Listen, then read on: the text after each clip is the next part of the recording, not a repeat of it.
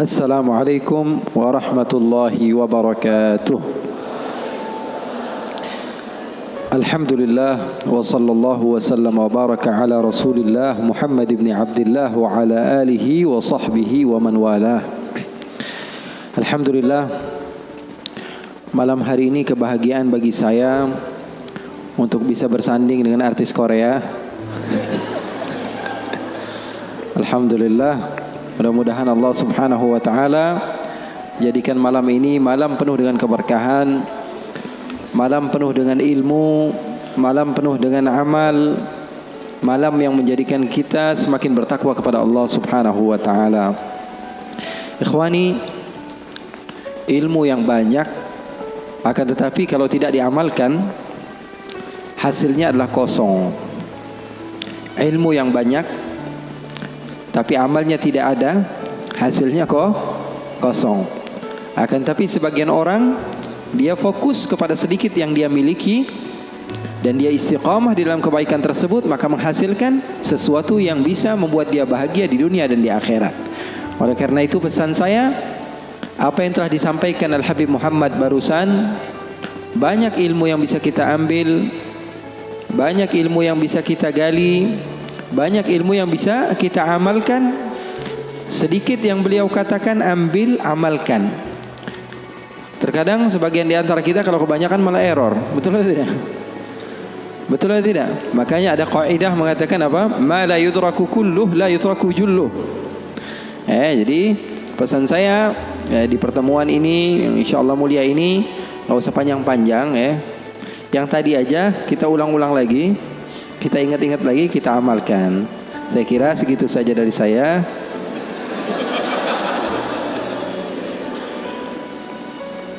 Ikhwani wa akhwati yang dimuliakan oleh Allah subhanahu wa ta'ala, saya untuk ketiga kalinya ke Semarang. Saya bingung kenapa setiap bulan jadi saya ke Semarang ini.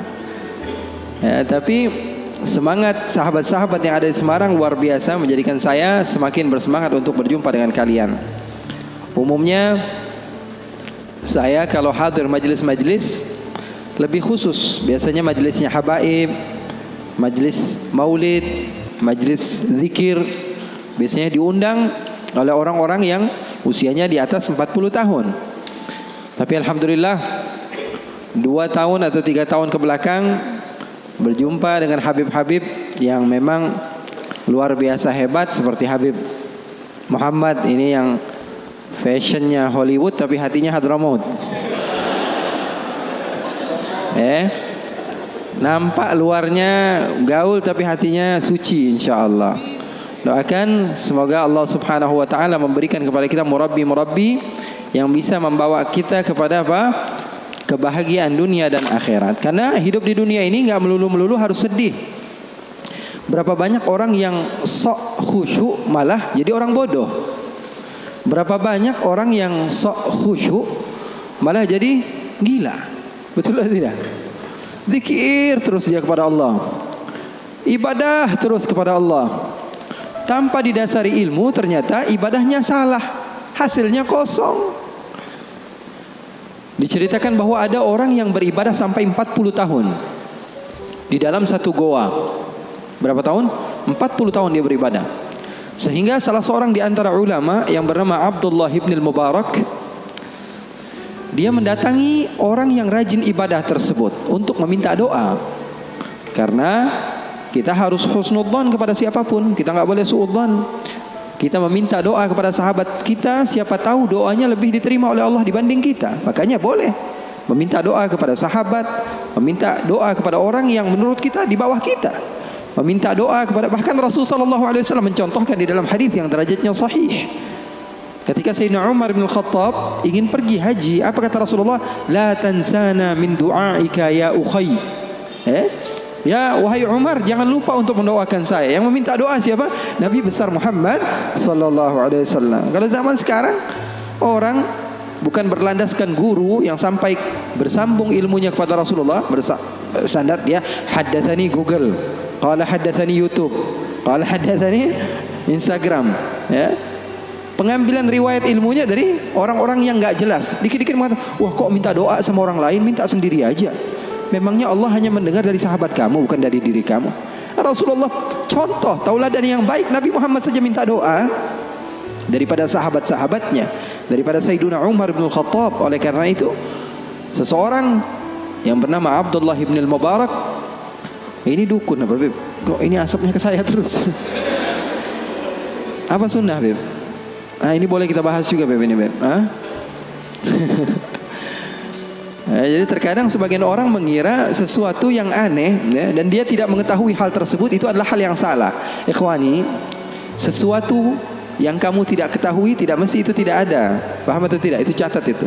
Jadikan selalu di otak pikiran kita, segala sesuatu yang tidak kamu ketahui tidak mesti itu tidak ada. Karena terkadang batas otak pikiran kita hanya sebatas apa yang kita ketahui. Contohnya, saya punya sahabat ini pernah ke Kuala Lumpur sekali doang, padahal ke Kuala Lumpur, ke Malaysia, itu juga transit dia, ya. Dia mau umrah, dia transit sebentar ke Kuala Lumpur, keluar 2 jam, kemudian dia masuk lagi, lalu pergi ke Jeddah. Saya kalau pergi ke Malaysia, karena dulu saya banyak kajian di Malaysia, baru sekitar 3 atau 4 tahun saya tinggalkan Malaysia, saya lebih banyak di sini, ya. Di Indonesia baru sekitar 3 atau 4 tahun. Saya juga, ya, dikontrak beberapa channel di Malaysia juga. Jadi ceramahnya sudah biasa bahasa Upin Ipin lah, ya. Bahasa Upin Ipin.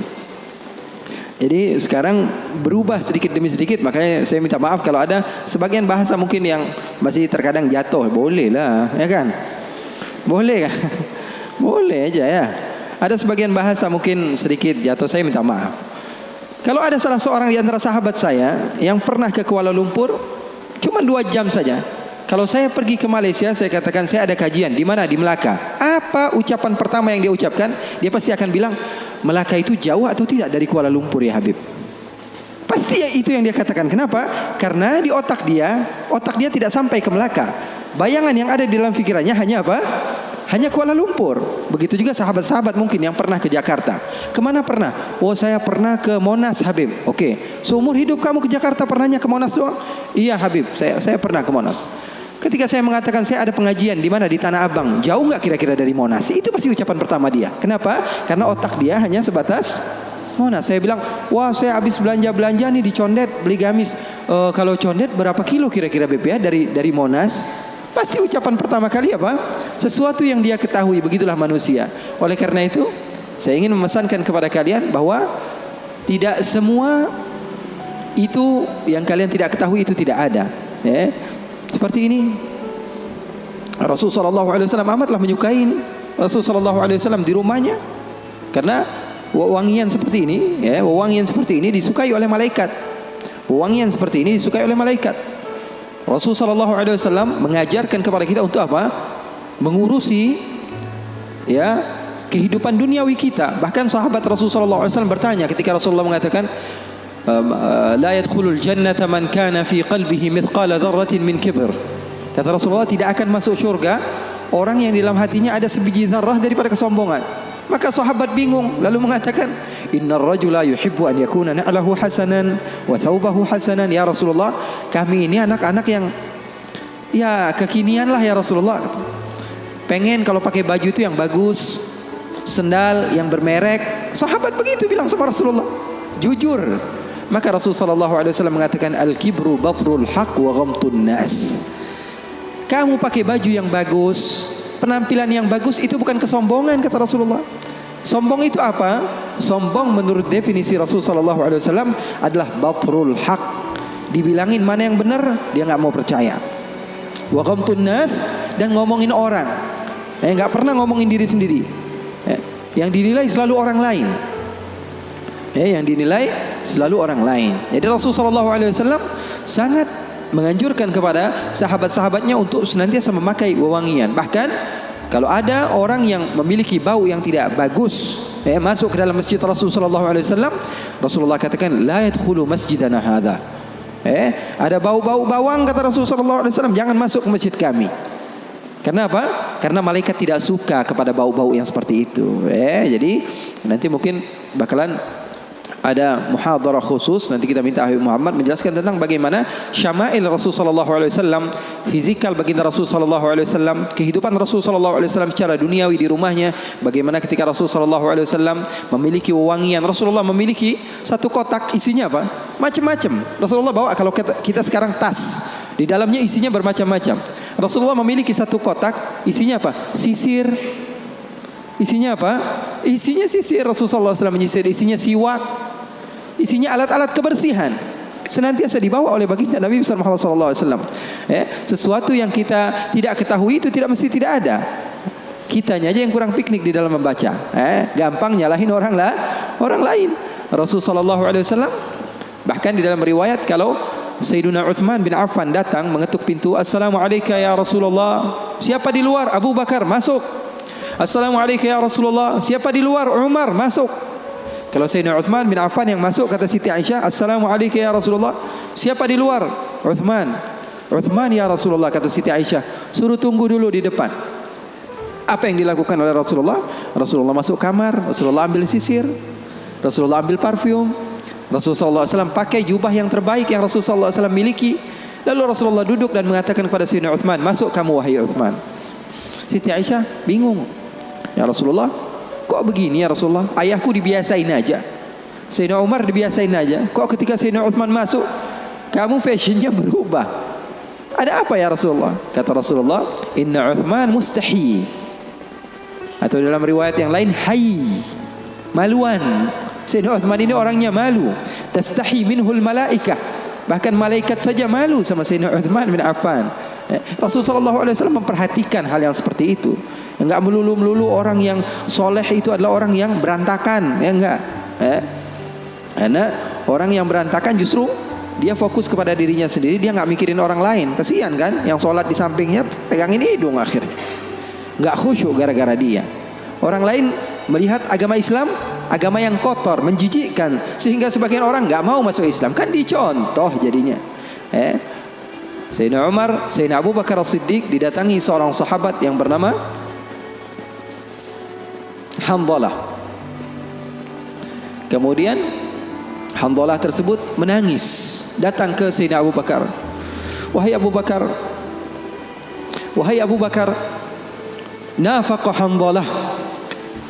Hanzalah sudah munafik wahai Abu Bakar. Kenapa wahai Hanzalah? Kata Sayyidina Abu Bakar, aku sudah mendatangi beberapa sahabat, akan tapi aku yakin kau adalah sahabat terdekat Rasulullah.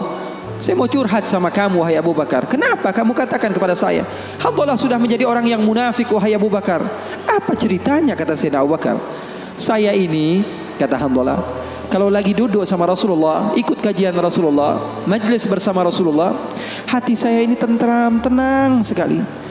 Rasanya pengen banget jadi hamba yang soleh. Keluar dari majlis pengen menjadi hamba yang dekat dengan Allah. Tapi kalau sudah kumpul sama teman-teman, lupa semua itu. Kalau sudah megang handphone, serasa saya ini bukan hamba yang seperti yang saya inginkan tadi. Kalau saya sudah duduk di kafe sama sahabat-sahabat saya, seakan-akan saya ini bukan anak majelis lagi. Saya ini munafik. Kata Sayyidina Abu Bakar. Sayyidina Abu Bakar ngejawabnya apa? Dengan tangisan juga. Kalau begitu Abu Bakar juga munafik. Abu Bakar juga sama wahai Hanzalah, kata Sayyidina Abu Bakar. Kalau lagi di dekat Rasulullah rasanya pengen banget jadi hamba yang soleh. Kalau lagi di dekat Rasulullah SAW pengen menjadi hamba yang dekat dengan Allah. Tapi kalau sudah keluar, Abu Bakar juga begitu. Sayyidina Abu Bakar, apalagi kita. Terkadang kita dalam majelis saja otaknya di tempat lain. Maka kedua-duanya enggak berani memutuskan hukum. Datang ke Rasulullah dan Rasulullah memberikan jalan keluar. Kata Rasulullah SAW, sa'ah bisa'ah. Kata Rasulullah, wahai Abu Bakar, bolehlah kamu berikan kepada jiwa kamu, raga kamu, pikiran kamu untuk dunia sebentar, untuk berbahagia. Agama Islam itu tidak mengekang kalian hanya untuk apa? Solat saja. Karena kalau di dalam Islam hanya solat saja, tentu orang yang solatnya lebih banyak, lebih mulia dibanding orang yang solatnya lebih sedikit. Saya akan katakan orang yang solat isya'nya 8 rakaat tentu lebih hebat dari orang yang solat isya'nya 4 rakaat. Betul atau tidak? Tapi agama Islam bukan dilihat daripada banyaknya, tapi agama Islam dilihat daripada seseorang ikut akan perintah Allah dan menjauhi larangan-larangan Allah Subhanahu wa ta'ala. Agama Islam agama yang mudah. Mungkin saya pernah ceritakan kepada kalian, ada sahabat Nabi namanya Nuaiman. Siapa namanya? Nuaiman. Pernah atau tidak? Ada sebagian sahabat-sahabat mungkin pernah mendengar. Sahabat Nabi Nuaiman ini orangnya lucu. Nabi Muhammad SAW kalau sudah melihat wajahnya Nuaiman pasti tertawa. Didatangi beberapa sahabat, Rasulullah SAW melihat wajah Nuaiman, Rasulullah tersenyum. Jadi sahabat senang. Terkadang sahabat memaksa, Nuaiman datangi majlisnya Rasulullah supaya Rasulullah tersenyum. Hidup Rasulullah SAW enggak melulu khusyuk begitu, enggak. Rasulullah sering tertawa, tersenyum. Bahkan ketika Rasulullah SAW pernah suatu saat Rasulullah sedang menyendiri, keluar dari rumahnya, duduk sendirian. Datang Sayyidina Abu Bakar. Assalamualaikum ya Rasulullah. Di depan ada seseorang hamba sahaya Rasulullah namanya Anjashah Al-Abdul Aswad. Hamba sahaya Rasulullah, orang hitam. Kalau Rasulullah SAW lagi nggak di rumah, biasanya dia yang jagain Rasulullah.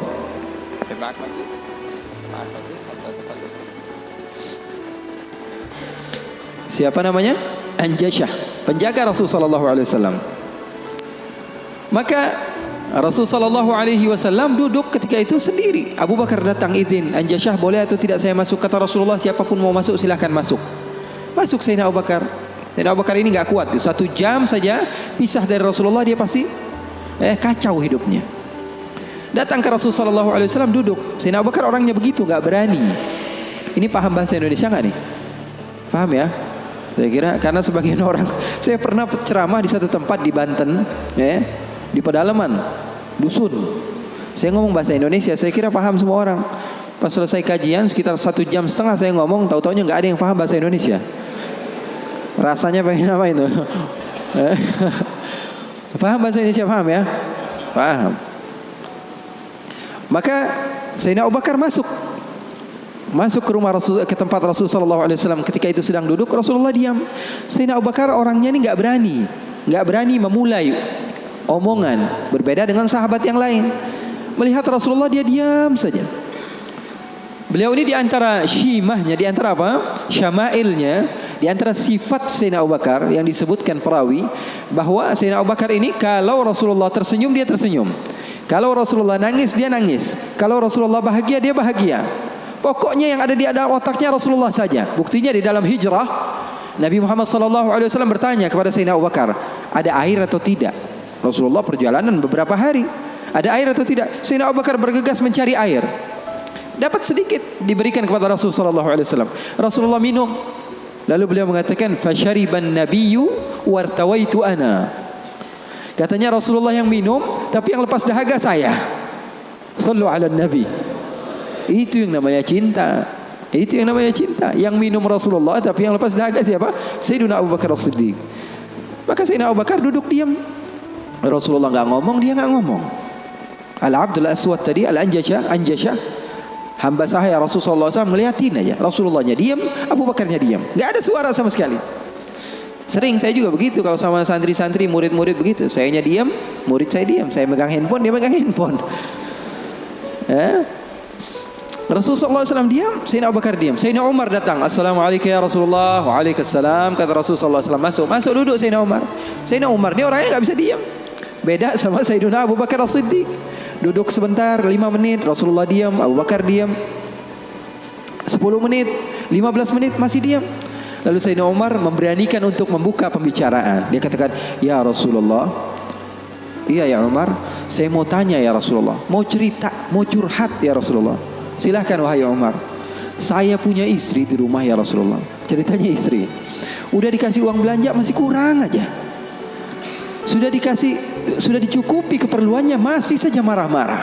Nah, itu orang yang udah punya istri ya, nggak punya istri kesian deh lo. Jangan senyum-senyum ya, semuanya yang ngerasa. Sayyidina Umar bin Khattab dia mengatakan apa? Ya Rasulullah, saya punya istri di rumah ya Rasulullah. Sudah saya kasih uang masih kekurangan saja ya Rasulullah. Sudah saya cukupi keperluannya masih saja ya Rasulullah. Cerita panjang lebar tentang istrinya kepada Rasulullah SAW. Serius ini Sayyidina Umar. Rasulullah ketika mendengar Sayyidina Umar mengatakan hal yang sedemikian rupa, Rasulullah tertawa. Rasulullah tertawa. Yang tadinya Rasulullah SAW sedang bersedih, sedang sumpah, sedang boring. Rasulullah SAW tertawa. Sayyidina Abu Bakar tertawa juga. Sayyidina Abu Bakar tertawa, Rasulullah tertawa. Sayyidina Umar bingung. Saya lagi cerita sedih kok malah ketawa semua. Ya Abu Bakar, kalau kamu tertawa saya tahu karena Rasulullah tertawa. Rasulullah tidak tertawa kecuali engkau tertawa. Lalu engkau ya Rasulullah, kenapa kok tertawa ya Rasul? Kata Rasulullah apa? Saya ini dari tadi menyendiri di sini gara-gara sumpek. Kenapa? Wahai Umar, sama seperti kalian. Sebabnya siapa? 2 anak kalian, kata Rasulullah SAW. Faham atau tidak? Sayyidina Umar cerita panjang lebar tentang istrinya. Kata Rasulullah SAW, saya juga datang ke sini menyendiri, lari dari rumah. Karena apa? Karena ulah anak 2 kalian. Karena Rasulullah SAW memiliki istri Sayyidatuna Aisyah dan Sayyidatuna Hafsah, putri Sayyidina Umar. Jadi begitu. Yang namanya suami sekelas Rasulullah SAW saja digituin, apalagi ente. apalagi kita sekelas Rasulullah SAW saja mendapatkan cobaan dari Allah Subhanahu wa taala begitu. Ini sebagian sahabat akhwat bilang sama saya, Habib, saya ini gak bakalan bisa jadi hamba yang solehah. Kenapa? Saya dulu sering ikut kajian Habib, tapi setelah saya menikah, saya dikekang oleh suami saya Habib. Susah mau ngapa-ngapain. Dia sholatnya malas, ibadahnya malas, zikirnya malas. Kalau saya gak jadi solehah, yang tanggung jawab kan suami saya Habib ya. Saya katakan kepadanya, itu kejadian benar. Iya betul ya Habib, dia bilang. Suami saya itu tidak mendidik ya Habib. Bagaimana? Saya bilang, ada seseorang yang mulia yang solehah bernama Siti Asia. Tahu Siti Asia? Tahu Siti Asia? Itu mulia dan dimuliakan Al-Quran, dimuliakan Rasulullah. Bahkan beliau termasuk wanita terbaik menurut agama Islam. Kamu tahu siapa suaminya? Fir'aun. Saya bilang, suami kamu gak Fir'aun amat. Betul atau tidak? Suami kamu gak Fir'aun amat. Kamu masih bisa untuk menjadi orang seperti Siti Asia. Jadi intinya apa? Intinya di dalam kekeluargaan itu kita saling melengkapi. Pasti bakalan ada musibah, pasti bakalan ada cobaan. Nabi Muhammad SAW saja dalam riwayat bersama Sayyidatuna Aisyah,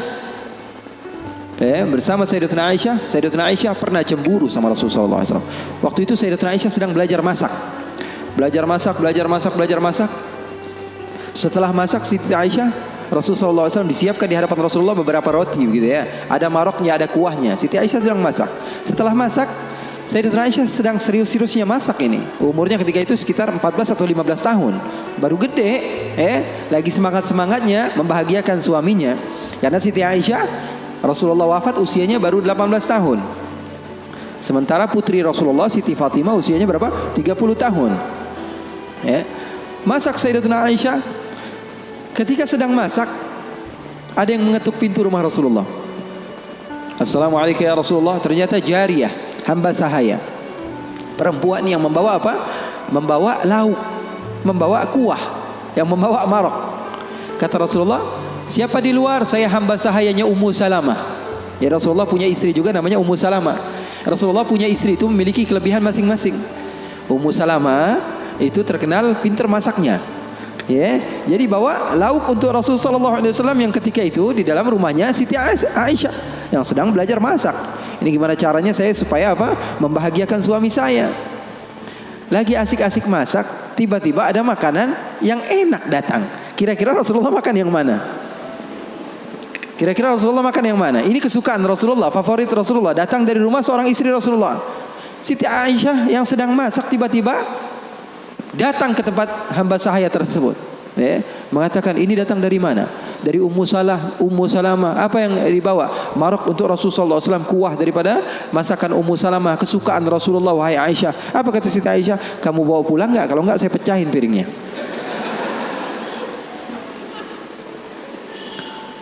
Yang jadi masalah di hadapan beliau Siti Aisyah ketika itu ada Rasulullah. Kalau ngomongnya hanya berdua saja mungkin biasa, tapi cewek tuh lihat tuh bahayanya cewek. Inna kaidakunna azim, kata Allah. Sesungguhnya tipu daya muslihat perempuan itu azim. Allah yang bilang. Sementara muslihatnya syaitan kata Allah Subhanahu wa taala dhaif, lemah. Di dalam Al-Qur'an kalian baca, betul belum? Setan Allah Subhanahu wa taala sifatkan tipu muslihatnya itu sangatlah lemah, tipu dayanya. Tapi kalau perempuan, inna kaidakunna azim, kata Allah Subhanahu wa taala. Bukan berarti bahwa perempuan itu begini dan begitu, enggak. Memang udah bawaannya begitu. Begitu. Makanya orang yang paling sabar dengan istrinya pahalanya paling besar. Orang yang paling bukan curhat ini ya. Orang yang paling sabar dengan istrinya pahalanya besar di sisi Allah. Bahkan ada seorang wali di negeri Hadramaut ditanya, kenapa kamu bisa soleh seperti ini? Kamu mendapatkan maqam yang tinggi di sisi Allah. Kenapa? Karena sabarnya dia sama istrinya. Setiap hari diomelin sama bininya, setiap hari diomelin sama istrinya. Maka Siti Aisyah mengatakan, kamu bawa pulang atau tidak? Kalau tidak saya pecahkan di sini juga. Bingung ini, hamba sahaya pulang diomelin istri Rasul, nggak pulang diomelin istri Rasul. Nggak enak kan jadi begitu. Kalau dia pulang diomelin Ummu Salamah, nggak pulang diomelin Siti Aisyah. Akhirnya galau dia, diam aja di situ. Rasulullah ngeliatin, ini mau ngapain ini Aisyah ini. Ternyata benar, diambil sama Siti Aisyah dan dilempar makanan tersebut di hadapan Rasulullah. Maka takut itu hamba sahaya dan dia pun pulang. Siti Aisyah mengatakan, ya Rasulullah, nggak lauk di sini, nggak lauk dari situ. Maksudnya apa? Nggak ada lauk. Sekarang makan siang nggak ada lauk. Ini enggak, itu enggak, kata Rasulullah. Kata Siti Aisyah. Siti Aisyah pergi. Lalu Rasulullah SAW menunjukkan kepada kita akan arti cinta.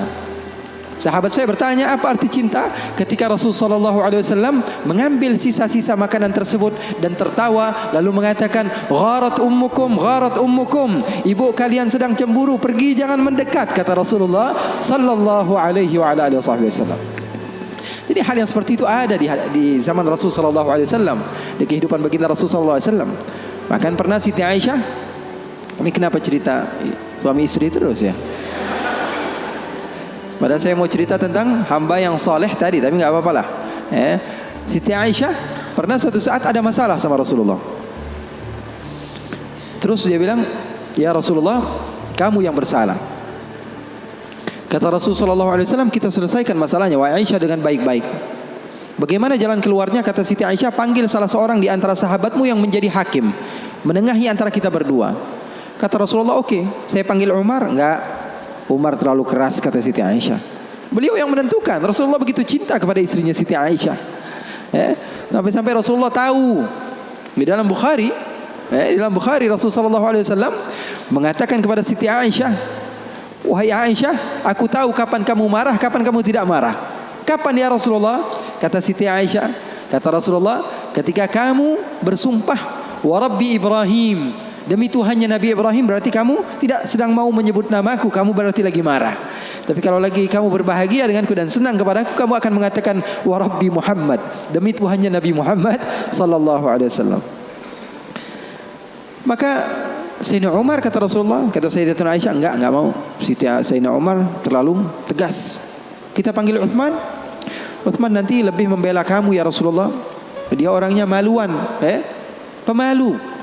Kata Rasulullah, kalau begitu Sayyidina Ali bin Abi Thalib, kalau itu sih pasti menang Rasulullah, sepupunya Rasulullah, mantunya Rasulullah. Terus siapa yang kamu mau? Abu Bakar?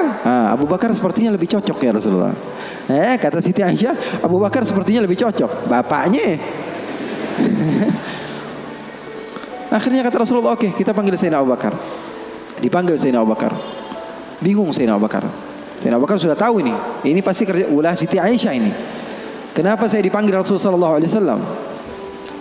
Datang Sayyidina Abu Bakar mengatakan kepada Rasulullah sallallahu alaihi wasallam, ada apa ya Rasulullah? Kata Rasulullah, saya sedang ada masalah dengan Siti Aisyah, dengan Aisyah. Saya ingin diselesaikan dengan baik-baik. Kamu menjadi penengah. Kamu bukan sahabat saya, bukan murid saya, dan kamu bukan sebagai ayah daripada Aisyah, tapi kamu sebagai hakim yang bijak, yang memisah, yang menyelesaikan masalah kami berdua. Oke, kata Sayyidina Abu Bakar. Duduk Sayyidina Abu Bakar. Ditanya sama Rasulullah sallallahu alaihi wasallam, ayo Abu Bakar mulai. Sayyidina Abu Bakar mulai. Kata Sayyidina Abu Bakar, saya mau tahu asal usul masalahnya ini dari mana. Belum sempat Rasulullah SAW menjawab, Sayyidatuna Aisyah sudah mengatakan, yang salah dia bukan saya. Sayyidatuna Aisyah enggak mau menyebut nama Rasulullah, yang salah dia, kata Sayyidatuna Aisyah. Marah Sayyidina Abu Bakar, berdiri mau dipukul Sayyidatuna Aisyah. Kurang ajar kamu sama Rasulullah. ketika mau dipukul Siti Aisyah, apa yang beliau lakukan? Beliau kembali kepada Rasul sallallahu alaihi wasallam dan berlindung kepada Rasul sallallahu alaihi wasallam. Di belakang Rasul sallallahu alaihi wasallam. Lalu Rasul sallallahu alaihi wasallam memegang tangan Sayyidina Abu Bakar yang mau memukul Siti Aisyah dan mengatakan, "Wahai Abu Bakar, kalau mau main kekerasan bukan di sini tempatnya. Dia adalah istri saya." Keren enggak Rasulullah? Maka Sayyidina Abu Bakar malu dan keluar dari rumah Rasul sallallahu alaihi wasallam. Siti Aisyah memeluk Rasul sallallahu alaihi wasallam. Ini Nuaiman, sahabat Nabi. Dia pernah bawain Rasulullah madu. Dikasih Rasul sallallahu alaihi wasallam madu. Setelah diberikan kepada Rasulullah, Rasulullah makan, mengajak beberapa sahabat untuk makan bersama Nuaiman.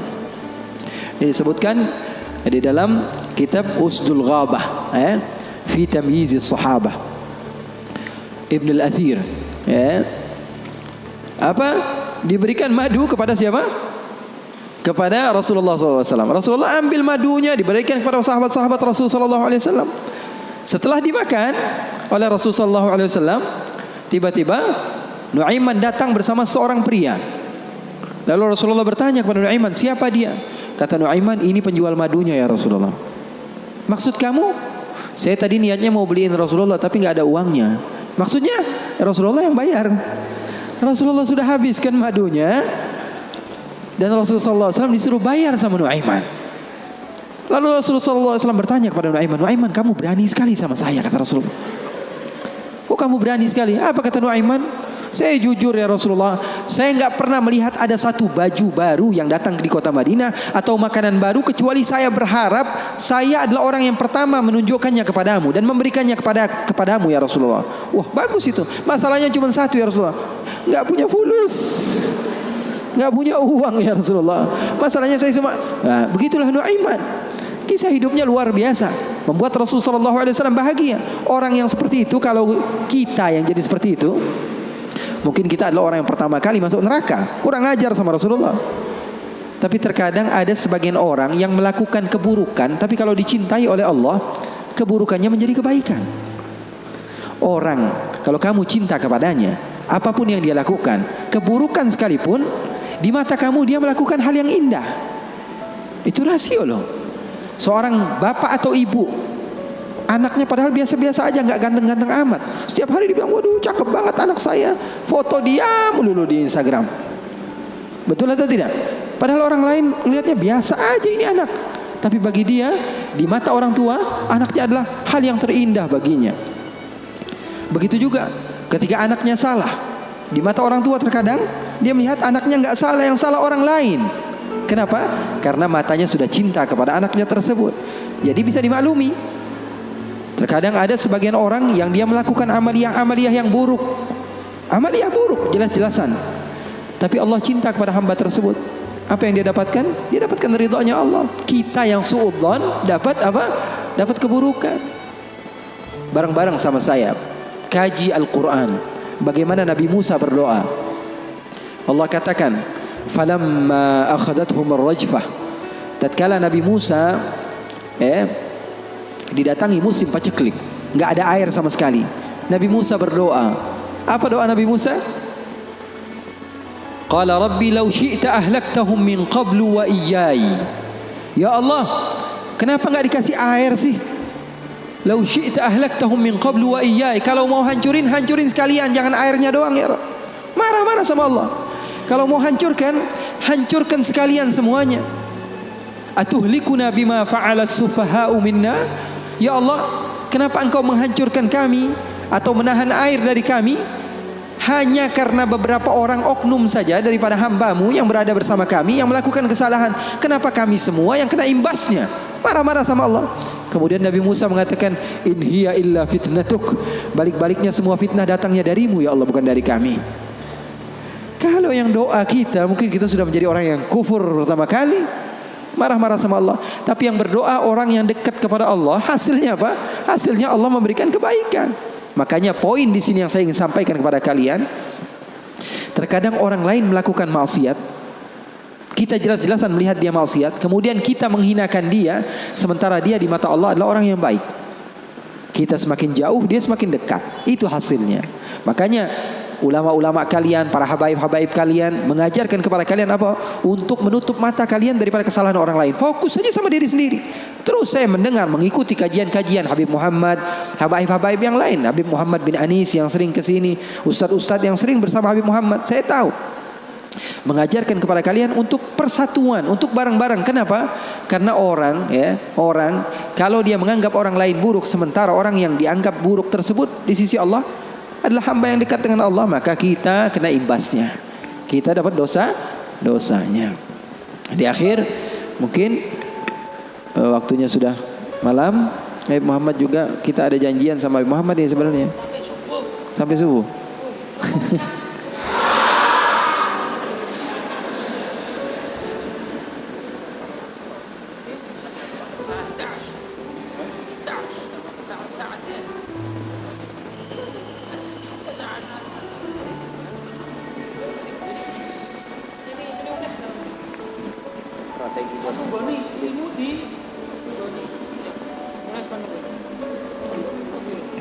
Itu strategi sebenarnya biar bisa minum kopi.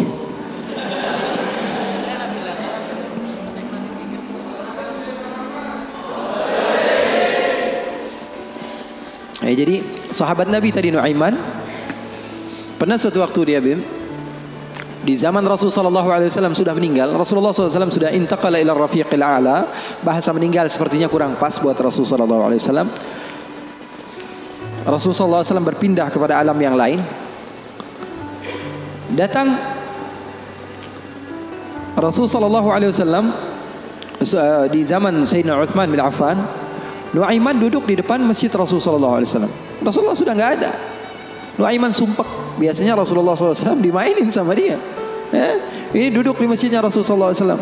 Nggak ada kerjaan dia. Dia ambil batu, dia lempar, ngeliatin orang yang bolak balik sana. Kalau kata orang Malaysia, pusing sana, pusing sini, balik sana, balik sini. Nuaiman melihat ada orang yang buta, orang yang nggak bisa melihat, pegang tongkat. Jalan, dia pusing sana, pusing sini, balik sana, balik sini. Nuaiman, saya lagi sumpek, ini orang bikin tambah sumpek. Dipanggil sama Nuaiman, buta, kemari kamu. Ini Nuaiman nggak bisa ngelihat orang kecuali dikerjain. Itu Nuaiman, nggak bisa ngelihat orang kecuali kerjain. Tapi dia dicintai oleh Allah. Susah kan? Kalau Allah udah cinta, makanya cari cinta Allah, bukan cari surganya Allah. Cari ridha Allah, jangan cari surganya Allah. Surga itu makhluk, tapi ridhanya Allah, cintanya Allah itu yang paling mahal. Nuaiman akhirnya dipanggil buta. Buta, kamu kemari. Kenapa, kata si buta? Saya ini pusing, saya lagi sumpek, ngelihat kamu tambah sumpek, kata Nuaiman. Saya ini bukan mau bikin sumpek orang, kata si buta. Lalu apa yang kamu ingin lakukan? Saya ini dari tadi cari toilet, saya kebelet, kata si buta. Saya bersama anak saya yang biasa membawa saya, tapi anak saya sekarang sedang pergi ke pasar, saya tidak tahu di mana dia. Saya sudah nggak kuat, kata Nuaiman. Oh, kamu cari toilet, bilang dari tadi, nanti saya bantu, kata Nuaiman. Dipegang tangannya sama Nuaiman. Ini mau balas dendam ini Nuaiman. Ini dipegang tangannya, dibawa kemana? Ke masjidnya Rasulullah Sallallahu Alaihi Wasallam. Dulu masjid nggak ada toiletnya, beda sama sekarang. Sekarang orang ke rest area, ngeliat ada masjidnya nggak? Ada. Mau ngapain? Mau sholat duha? Bukan, cari toiletnya. Orang zaman sekarang kan begitu. Maka Nuaiman memegang tangan si buta, dibawa ke masjidnya Rasulullah. Kira-kira sudah dekat mihrab, di samping, di depan, katanya, oh ini toiletnya. Kamu mau ngapain? Terserah kamu di sini. Apakah sudah tidak ada orang di belakang saya? Tidak ada, sudah aman tempatnya. Nuaiman kabur udah nggak ngurusin lagi udah. Orang lagi sholat banyak, sahabat-sahabat tabi'in lagi pada sholat. Ini tiba-tiba di depan, bayangin di depan situ ada yang buka celana. Yang lagi sholat, mereka mempercepat sholatnya, lalu maju ke depan, ingin dipukul ini orang. Ternyata ketika dilihat, wah buta ternyata. Kenapa kamu berani buang air kecil di masjidnya Rasulullah? Awa masjidi Rasulullah. Apakah ini masjidnya Rasulullah? Iya, ini masjidnya Rasulullah. Inna lillahi wa inna ilaihi raji'un. Kata siapa? Si buta ini. Tadi saya cari-cari toilet, tiba-tiba saya berjumpa dengan orang yang sepertinya orang baik. Dari tutur bicaranya adalah orang baik. Dia katakan ini adalah toilet, tempat buang air kecil. Kata sahabat-sahabat, pasti ulahnya Nuaiman. Karena semua sudah tahu, sudah ini kerjaan Nuaiman, gak ada selain dia. Maka siapa kata si buta? Nuaiman. Oh, kurang ajar Nuaiman. Saya nadar, saya tidak keluar dari kota Madinah, pulang ke kampung saya sebelum saya pukul Nuaiman dengan tongkat saya. Buta ini sudah begitu marah. Akhirnya dia keluar dari masjid, dia cari-cari. Dia pusing sana, pusing sini, lari sana, lari sini. Dia cari di mana yang namanya Nuaiman. Tanya ke sana, tanya kemari. Tahu nggak Nuaiman? Oh, Nuaiman kalau dicari nggak bakalan ketemu. Sebagaimana. Ya? Tiba-tiba dia sudah capek, ini si buta. Nuaiman datang. Nuaiman tanya, nakkar sautu. Dia rubah suaranya. Buta, lagi ngapain sendirian di sini? Dia bilang, saya lagi sumpek ini. Sumpek kenapa? Saya ditipu sama orang. Siapa namanya? Nuaiman. Terus kamu mau ngapain sekarang? Saya mau balas dendam. Oh, sini saya antar kamu kepada Nuaiman. Padahal yang ngomong siapa? Nuaiman. Ini bukan cerita-cerita saya yang bikin loh, bukan. Ada riwayatnya. Maka Nuaiman memegang tangan si buta, dibawa lagi kemana? Dia bohongi, dia tipu. Dia ajak keliling-keliling dulu, seakan-akan tempatnya sudah jauh. Selepas itu dia bawa ke masjidnya lagi. Dibawa lagi ke masjidnya Rasulullah SAW. Didekatkan kepada mihrab. Ketika itu Khalifatul Rasulullah Sayyiduna Uthman bin Affan, Amirul Mukminin, sedang salat. Sayyidina Uthman, jangan kalian tanya khusyuknya di dalam salat. Bahkan beliau terbunuh ketika sedang membaca Al-Quran, zikir kepada Allah Subhanahu Wa Taala. Dibawa oleh Nuaiman si buta dengan tongkatnya, disuruh pegang-pegang. Di mihrab ada orang nggak? Ada. Itu tuh Nuaiman itu, dia pura-pura soleh itu, dia habis nipu kamu, dia pura-pura sholat katanya. Oh, ini Nuaiman. Iya. Akhirnya Nuaiman pergi. Nuaimannya pergi. Buta ambil apa? Tongkatnya, dia pukul Sayyidina Uthman bin Affan. Sekencang-kencangnya dari belakang orang-orang, para sahabat, para tabi'in, mereka teriak, "Qutila Amirul Mukminin." Ada musuh yang mau bunuh Amirul Mukminin. Semua menyerbu. Ternyata dia lagi.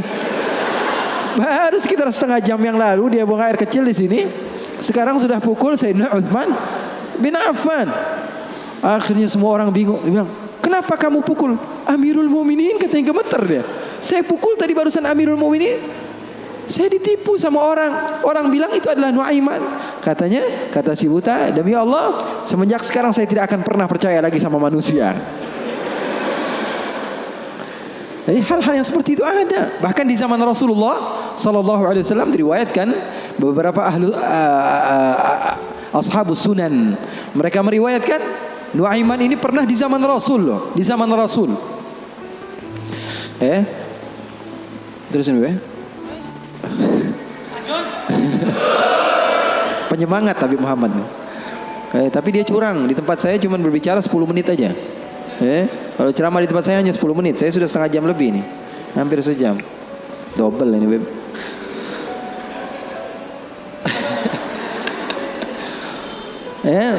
Nuaiman di zaman Rasulullah SAW, Sayyidina Abu Bakar ini banyak rihlah, banyak pergi kemana-mana, pergi ke Syam untuk berdagang, berbisnis. Suatu saat Sayyidina Abu Bakar datang ke Rasulullah mengatakan, ya Rasulullah, saya mau izin. Izin apa wahai Abu Bakar? Saya mau ajak Nuaiman ini ikut saya berbisnis ke negeri Syam, ke luar negeri ini, bikin paspor Nuaiman. Keren, ke daerah lain, ke Syam. Kata Rasulullah, ya sudah, bawa saja Nuaiman, gak apa-apa. Sahabat Nabi izin dulu sama Rasulullah. Dibawa Nuaiman. Dibawa Nuaiman bersama beberapa orang yang ikut. Biasa Sayyidina Abu Bakar kalau berbisnis, berdagang ke negeri Syam, dia bawa rombongan yang banyak. Di antaranya tadi Nuaiman. Nuaiman dibawa. Sesampainya di negeri Syam, semua dibagi tugasnya oleh Sayyidina Abu Bakar. Kamu berdagang, kamu membeli, fulan bin fulan, semuanya mendapat apa? Tugas dari Sayyidina Abu Bakar. Ada seseorang di antara sahabat Sayyidina Abu Bakar, namanya Huwaitib. Namanya siapa? Huwaitib. Ini orangnya polos. Orangnya polos banget. Kata Sayyidina Abu Bakar, kamu seperti biasa wahai Huwaitib. Apa kerjaan kamu? Pekerjaan kamu jaga makanan. Kalau saya minta makan, kamu kasih. Kalau saya belum datang, maka jangan beri makanan. Nuaiman tanya, saya kerjaannya apa wahai Abu Bakar? Kamu mau ngapain terserah kamu wahai Nuaiman. Yang penting kamu hadir bersama-sama.